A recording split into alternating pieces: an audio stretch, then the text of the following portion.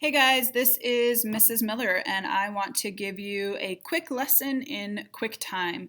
QuickTime may be something that you use a little bit more frequently now with distance learning in order to do some recordings and videos and submit those to your teachers. So you can use this for times when these are assignments from my class or from other classes.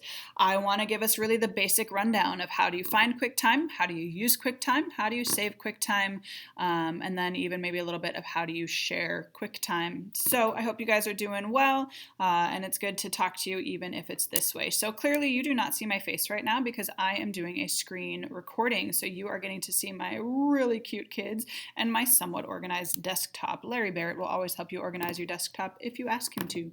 I think I just volunteered him. I don't know. All right, so most of the time when you guys are doing a recording, it's going to be a new movie recording. So that's what I'm going to show you how to do today. So step number one is simply finding QuickTime. There are two ways to do that. Follow my cursor. So you can head up to your right-hand corner with your magnifying glass, and you simply click or type in QuickTime. Okay, you do that, you hit return, and it will be open. You should see this little gray and blue Q down here in your dock, and you should see up here in the left side that it shows QuickTime Player as open. Another way to do it is the launch pad. The launch pad takes you to all of your apps, okay? And please remember that some of your apps might be on the other side. So if you know me and you know my classes, I'm going to tell you to say it with me. You put your hands over your head and you say 1, 2, 3, scroll. So you might have to scroll to the other page. Mine is on that first page in this tab. Again, gray Q with that blue outline. I open it up and it becomes active. I already have it open because of the screen recording. So you might see that there's a dialog box that pops open here. That's just fine. No problem. That's what it should do. So what do you do in order to do a new movie recording for a class? Pretty much up here is where you are going to be navigating. So you click on File, and you are going to be doing a new movie recording. Now when I click on that, it's going to open up my camera. So get ready to see me in 3, 2, 1.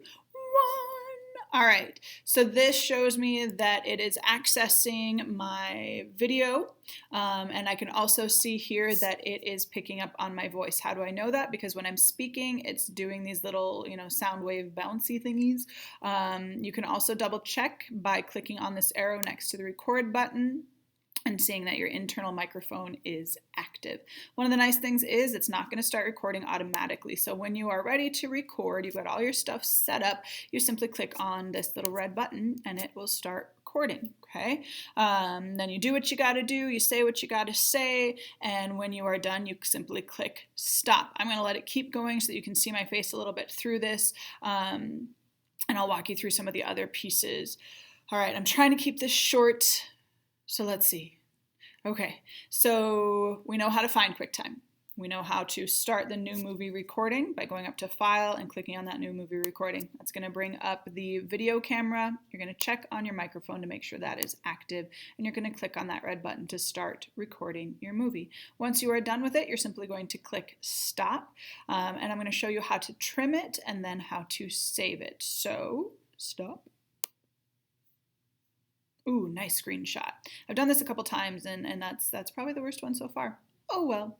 All right, so I've got my new movie recording. Let's say that I've got that, and I know that the first 2 seconds are me finding the start button, and the last 2 seconds are me finding the stop button. So I want to trim those out. Now this is not iMovie.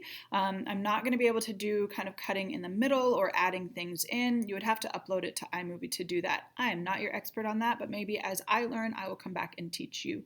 Some of you are familiar with that, and that's awesome. All right, so I, again, went up to Edit, and I went to Trim. It's gray because I'm already in it, but that's what I did. And I want to say, all right, those first 2 seconds were me finding the start button. I need to trim that out. The last 2 seconds were me finding the stop button. I'm going to trim that out. And then it simply say trim.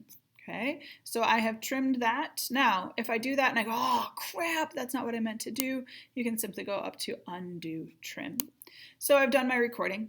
I've trimmed it up. I know that this is what I'm wanting to send. This isn't Google, so you are going to have to save it, but thankfully it does prompt you. So I'm going to go up to this little red X button. You could do file save, but I know that most of you are probably going to forget that and just click out, so that's what I did. All right, you want to make sure that you title this something that is helpful and identifiable for both you and your instructor. So I'm going to simply call it QuickTime Example. I'm going to save it to my desktop. You can save it to your drive, but for me right now, for the purpose of distance learning and possibly for you guys as well, it's going to be easier for me to save it to the desktop and then move it later. So I've got my QuickTime Example here, shows up on my desktop right next to my cute kids. You can see that I have a couple others posted here as well that I have done. And this is going to make it really easy for me to simply share it that way. So let's say I want to then share it with my instructor. I'm going to head to Google Chrome, okay, and I'm going to start a new email. And it's going to be to the instructor that you want to send it. So you're sending it to Mrs. Miller or whomever. You're going to tell me what it is. Okay, and you're going to send a proper email. Mrs. Miller, here is my bunker assignment. Sincerely, Emily Miller. Trippy. All right, then you're going to head to this little attachment sucker here. Attach files. Mine has it already queued to my desktop, but otherwise you'd go to your desktop and you can see right here, this is what you've got on your desktop. I wanted that example. It's telling me that it's larger than 25 megabytes, which I expected, and it's going to be sent as a Google Drive link. Now this one was about 7 minutes long, so it's going to take a little bit of time. And since I'm not done recording, it's going to be a little weird. But that's basically what you're going to do. Send it in an email unless you are instructed otherwise by me or another instructor. Okay. And I think that about covers it. So I hope you guys are doing really well. It's been good to chat with you even through this. I'm going to stop screen recording now, and I hope you have a great day. Please ask me if you have any questions or just reach out to chat. Talk to you later, guys.